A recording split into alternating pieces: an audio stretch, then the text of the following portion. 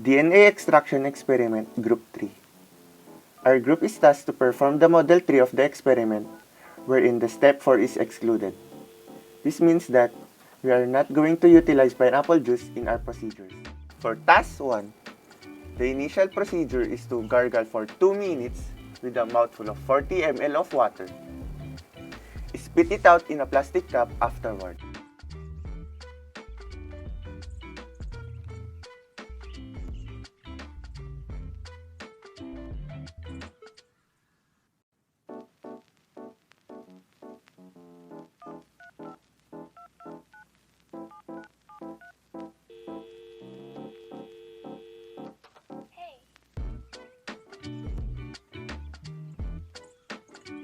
One teaspoon of salt should be added to the sample.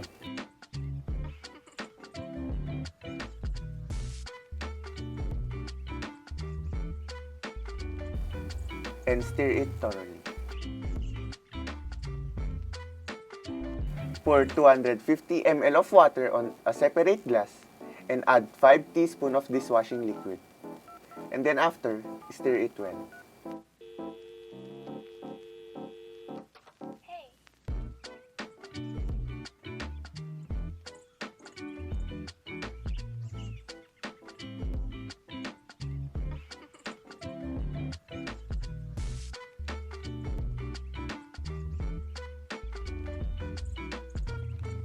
To solution number 2, add 2 teaspoons of liquid salt solution and stir it thoroughly.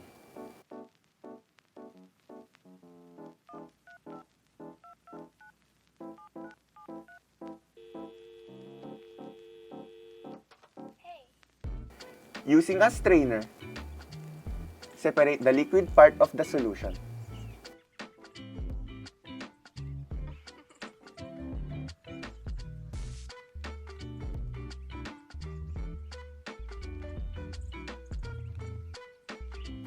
Next, pour 2 teaspoons of 70% ethyl alcohol into the glass and stir it thoroughly.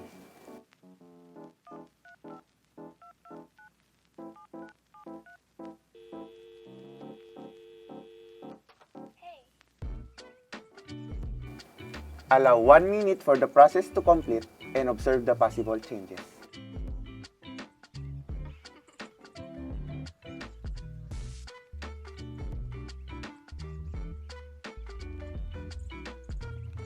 Saliva mixture observations. In the early stage, it was evident in the mixture that there are tiny bubbles circling the solution. The DNA from the chicks is starting to form its shape. After 30 minutes, there are minimal bubbles left on the side, and the DNA can hardly be seen because of its deformed structure. And after 2 hours, then the DNA from the saliva has already been denatured, and the bubbles from the mixture can no longer be seen. For task 2, cut small pieces of the plant material and then mechanically grind the banana.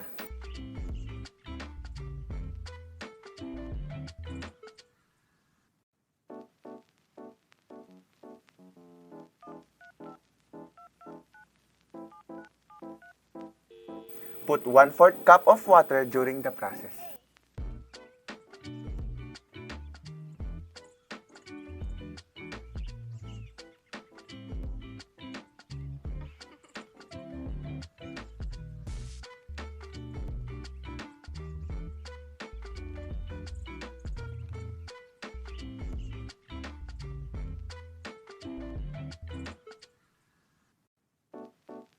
The next step is to put 1 teaspoon of salt into the solution.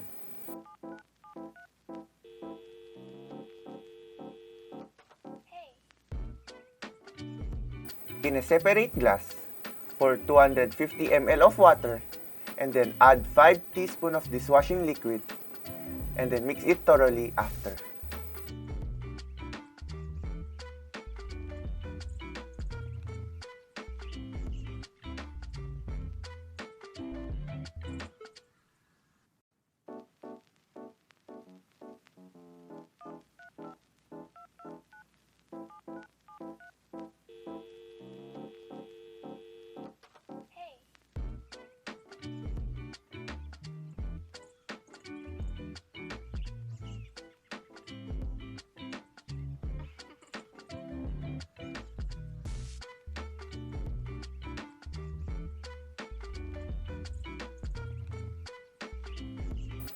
put 2 teaspoons of liquid soap solution to solution number 2 and then mix it thoroughly. Separate the liquid part of the sample using a strainer and then pour 2 teaspoons of 70% ethyl alcohol into the solution.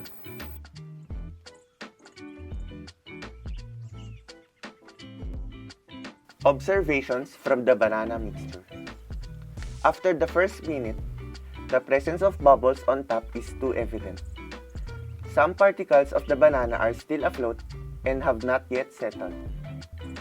After the 30-minute mark, there are minimal bubbles left and little whitish strands starts to form on top, while most of the particles have settled at the bottom.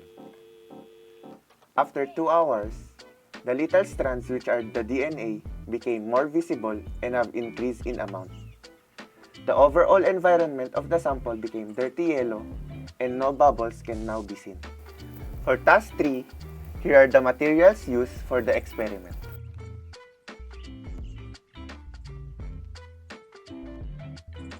The first procedure is to cut the materials into small pieces, get a teaspoon, and then put it in a mortar.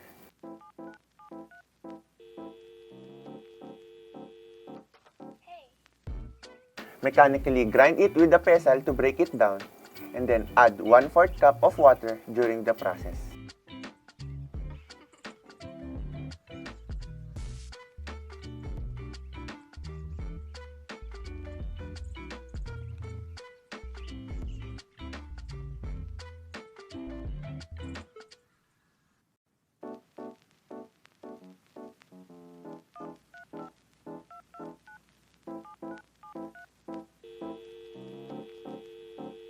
Then next, put the ground plant material in a cup.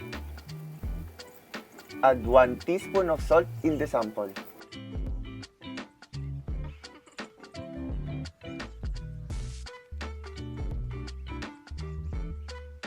On a separate glass, pour 250 ml of water and then add 5 teaspoons of dishwashing liquid.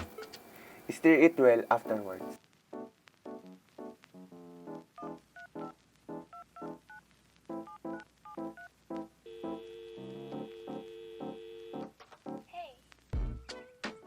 Next, add 2 teaspoons of liquid soap solution into the solution with salt. Mix it also thoroughly.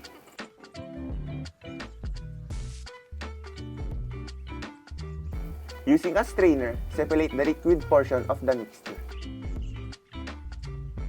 And then lastly, pour 2 teaspoons of 70% ethyl alcohol and leave it for 1 minute.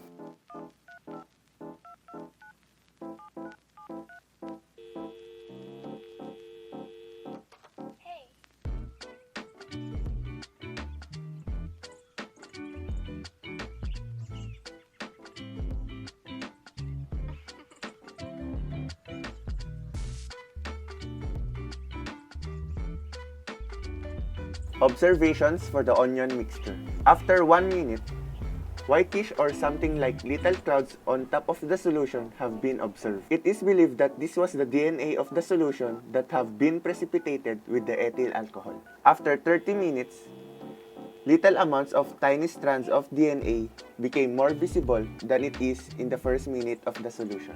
After 2 hours, the solution became yellowish, hence, it is believed that this is due to some environmental factors such as exposure and temperature. For task 4, after preparing the materials, cut the specimen, which is the papaya, and grind it using mortar and pestle.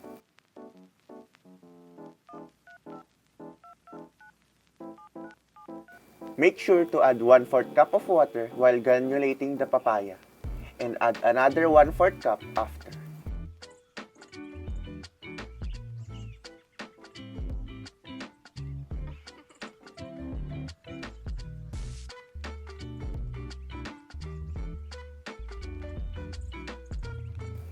Transfer the mixture into a cup and then add 1 teaspoon of salt into the mix.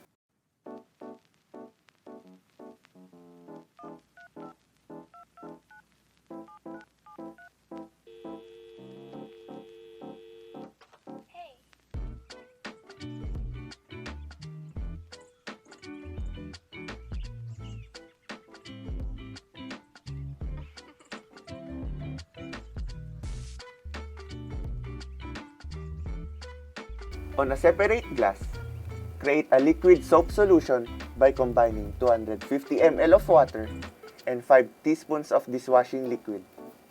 Then, stir it well afterwards.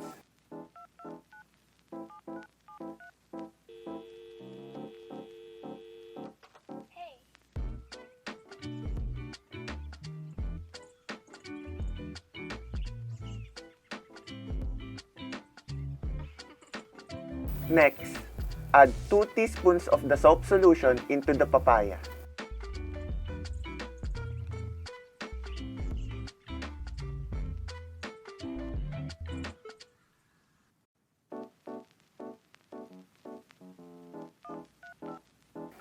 Carefully separate the liquid portion using the strainer and transfer it into a clear container.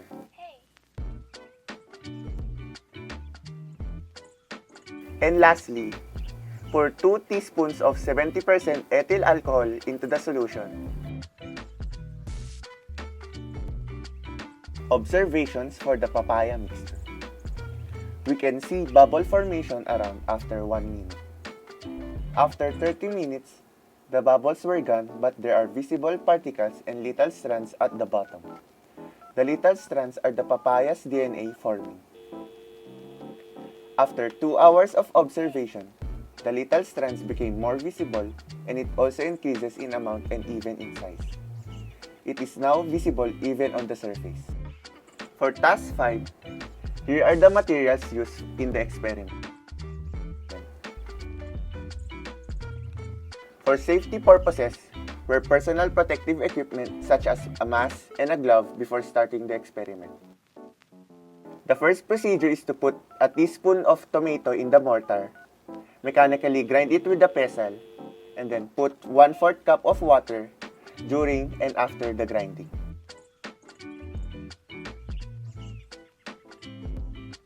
Add 1 teaspoon of salt in the sample, and then mix it thoroughly.